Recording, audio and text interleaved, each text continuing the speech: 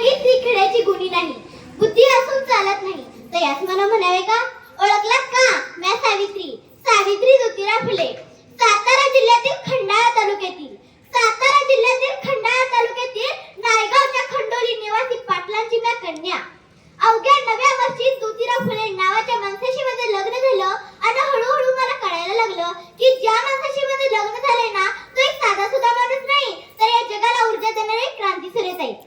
त्या काळी पायाने उंबरा ओलांडण्याची पद्धत नव्हती. त्या काळी पायाने उंबरा ओलांडण्याची पद्धत नव्हती.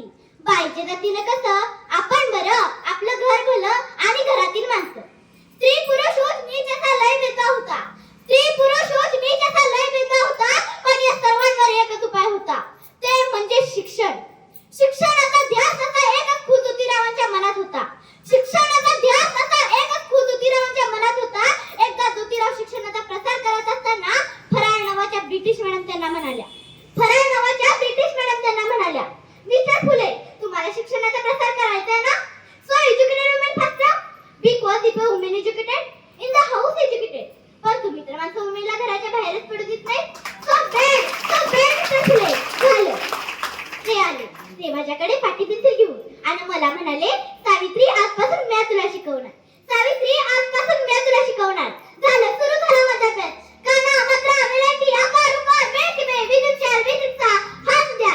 मी लिहायला शिकले, वाचायला शिकले आणि अशातच 1 जानेवारी, होय शनिवारी 1 जानेवारी 1848 ला पुण्यातील भिडेवाड्यात आम्ही मुलींची पहिली शाळा सुरू केली.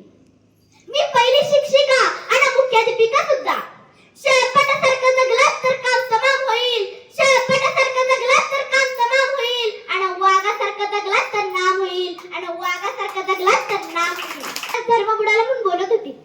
अहो, एखाद्या सर्वसामान्य माणसानं शिक्षण घेतल्या कोणता धर्म बुडतो? अहो, एखाद्या सामान्य माणसाने शिक्षण घेतल्या कोणता धर्म बुडतो?